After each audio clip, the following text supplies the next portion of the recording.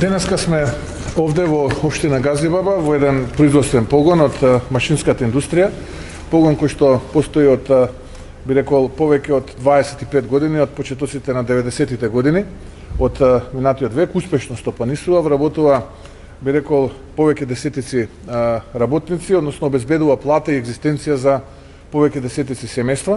Од она што можеме да го видиме и слушнеме е повторно, би рекол, тешката економска состојба во која што се наоѓа државата и тешките услови за водење бизнес во Македонија. Она кое што би сакал да го истакнам, кое што би рекол и многу значајно, а тоа е падот на бруто инвестициите кои што во Македонија во третиот квартал се некаде околу 8,8% помали споредено со истиот квартал минатата година, тоест трети квартал 2020 година споредено со трети квартал 2019 година, што представува рекорден пад, бидејќи во минатото рекордот го држал периодот на кризата, односно 2001 година, кога отприлика околу 6% е падот на бруто инвестициите, што значи дека не се инвестира, луѓето немаат средства да вложуваат во обнова на производствениот парк, односно да вложуваат во основни средства за работа, туку едноставно ги чуваат парите или воопшто такви пари нема за вложување.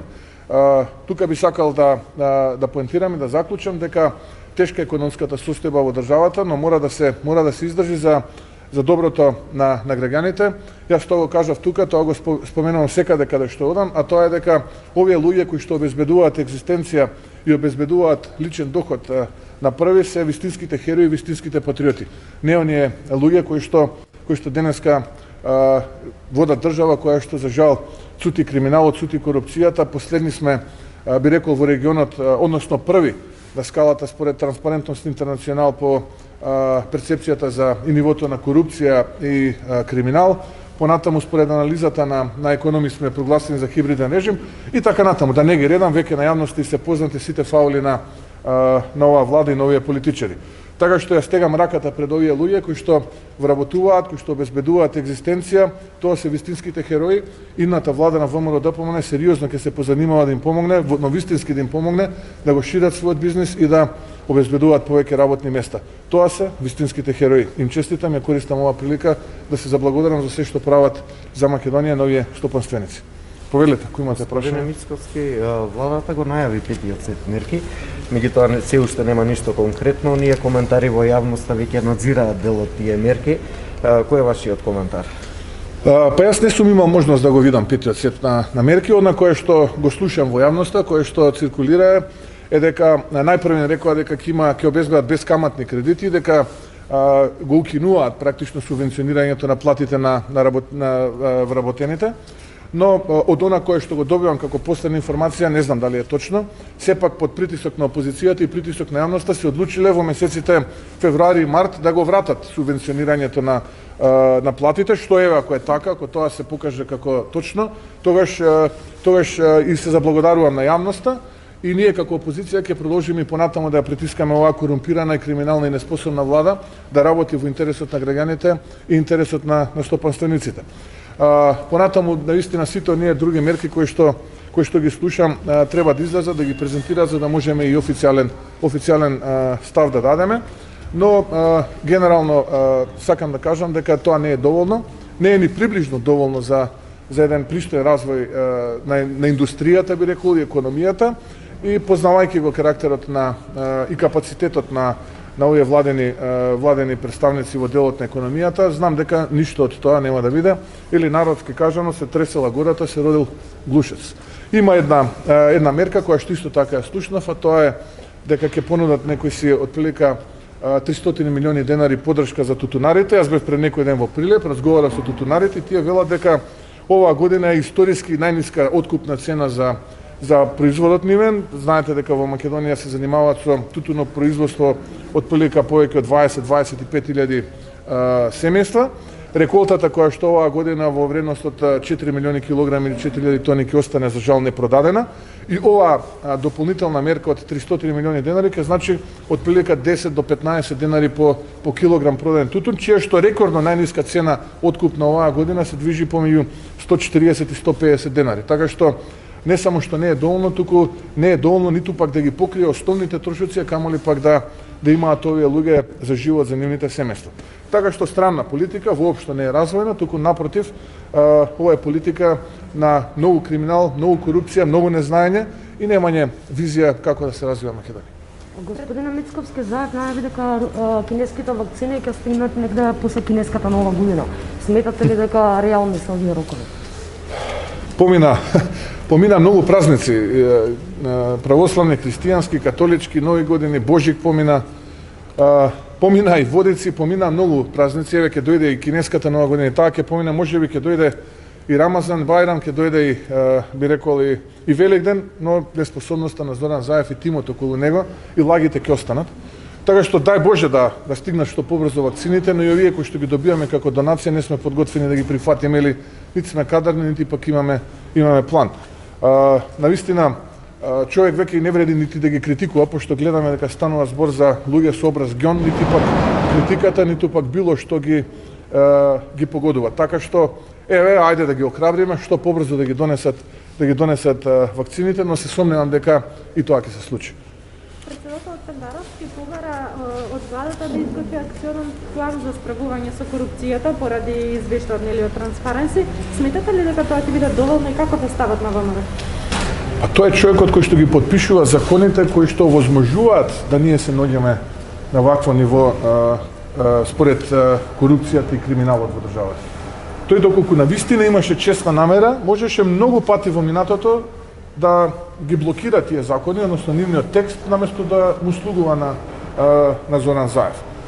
И еве јас ќе ви кажам што ќе се случи. Зоран Заев ќе рече: да, одлична идеја на председателот, нема проблем, ќе седнеме ние, ќе изработиме на таква методологија, ќе му ја дадат на Стево Пендаровски, Стево Пендаровски ќе рече: браво, се потрудиле, навистина ова е издржано што го предлагаат, и така до следната година, кога нема да бидеме 111, ќе бидеме 121.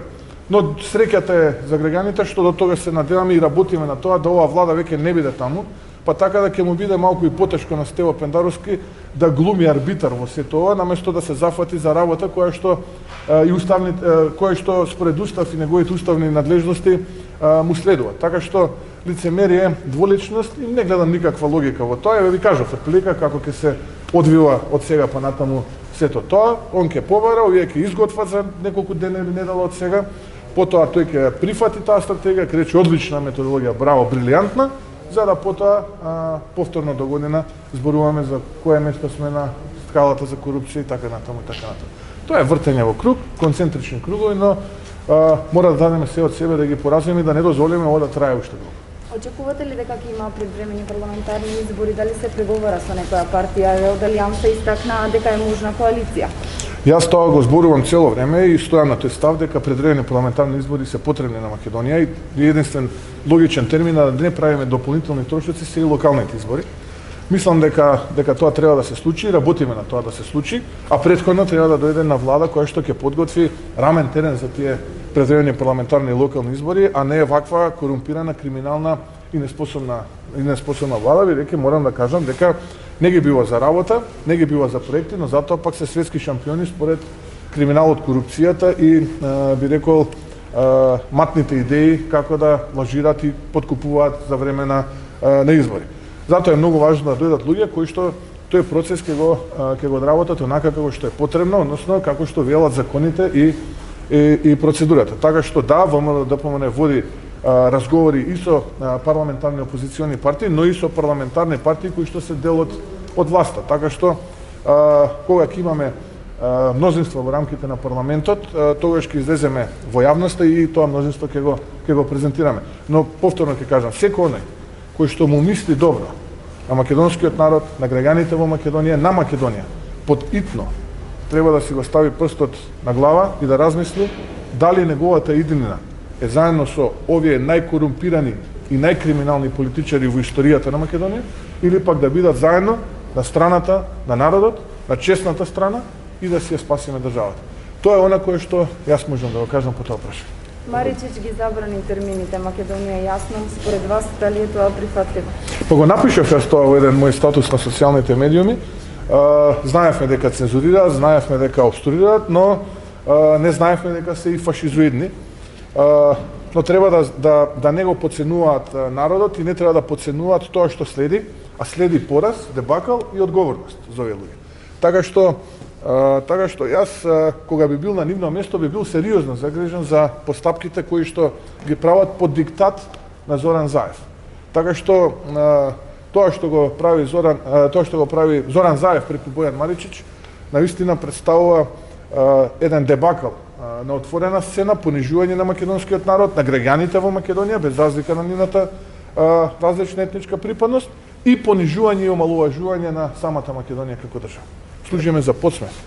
Како ја коментирате одлуката на апелација за намалување на затворските казни на осудените за 27 април за 1 година? Имаме заробено обвинителство, каде што се диктираат обвиненија. Не само за 27 април, туку зборуваме и за поширок опфат кој што служа за политички прогон. Имаме судство кое што функционира под диктат, односно како владетелот, тоа е во случајот Зоран Заев и СДСМ, ќе им издиктираат, такви пресуди се носат. Ако сето ова го сумираме и го изанализираме, тогаш доаѓаме до заклучокот дека сме хибриден режим и не треба да не чуди што сме најкриминалната и најкорумпираната држава на Балканот, според меѓународната реномирана Transparency International. Тоа само по себе не води кон еден општ заклучок, кој што би бил во следнава форма. Следната влада на ВМРО-ДПМН, сите овие издиктирани обвиненија, сите овие нарачани судски пресуди, ќе ги ревидира и врз основа на таа ревизија, која што ќе ја прават колеги обвинители и судии, но кои што биле честни изминатиот период и не подклекнале на диктатите и нарачките на Зоран Заев и оваа власт, ќе бидат практично предмет на постапка. Сите оние судии кои што ги прифатиле овие, би рекол, диктати и судски нарачани пресуди, ќе бидат соодветно согласно законите и уставот санкционирани. Така што неминовна ќе биде ревизија на сите овие нарачани и би рекол под политички диктат донесени судски пресуди веднаш после промената на власт. Вклучително и за случајот 27 април, но вклучително и за многу други политички случаи. Ќе подсетам и ќе подсетам македонската јавност дека ВМРО-ДПМН е политичка партија чиј што имот поради случај кој што се води, а кој што е отпочнат надвор од законски дефинираниот рок, согласно специјалното јавно обвинителство, кој што сите знаеме како заврши, има блокиран имот. И како таков не може да го располага и нормално да функционира. И како таков е единствен во Европа и можеби единствен во светот, поради еден судски, политички монтиран случај кој што е покренат веднаш после 18 месеци после рокот кој што согласно законот за специјалното јавно обвинителство кој што во тоа време беше функционален заврши практично 18 месеци после тој рок. Така што не е само случајот 27 април, тој е еден од случаевите со огромен политички прогон, тука се и случаевите кои што во моментот се водат во судските лабиринти, меѓу кои е и случајот за против партијата, чиј што имот е, би рекол, на неправеден, незаконски, неуставен начин замислен. Каков е вашиот статус за личните карти за етничката определба во НИП? Јас навистина не гледам проблем во тоа да стои во личната карта дека сум македонец. Апсолутно не гледам причина. За жал, има и такви парламентарни партии кои што од страна му служат на Зоран Заев, кои што се обидуваат да го спречат сето тоа. Јас навистина не гледам зошто во мојата лична карта да не стои мојата национална етничка определба дека сум македонец. А некој тоа сака да го спречи. А зошто сака тоа да го спречи? Затоа што им пречеше македонскиот јазик, им пречеше Македонија, им пречеше Асно и што уште веќе не им пречи, но не им пречи да крадат и да плячкаат од сопствениот народ. Затоа јас наистина не гледам што е тука спорно, ако во графата националност, нели бетон беше идентитетот, стои мојата етничка припадност дека јас сум македонец. И инсистирам тоа да стои. Зошто сето тоа да го обструираме, зошто да правиме безпотребни филибастеринг процедури и зошто да му слугуваме на Зоран Заев, кој што има договор политички со БЕСА и сега бара преку некои странични други парламентарни партии кои што самиот кажа дека им обезбедувал ресурси и логистика пред избори да нанесат штета на ВМРО ДПМН, сега да нанесат штета на македонскиот народ. Зошто тоа што Зоран Заев го избрише со тој насилен договор кој што го донесе во Преспа, денеска ние да не го вратиме во парламентот и во мојата лична карта да стои мојата националност и мојата етничка припадност дека сум македонец. Што има тука скромно? Меѓу вас претпоставам има и луѓе од различни етнички припадности. Зошто тоа што го избрише Зоран Заев по насилен пат да не биде вратено назад во личните карти? Не гледам пречка во тоа. Ви благодарам.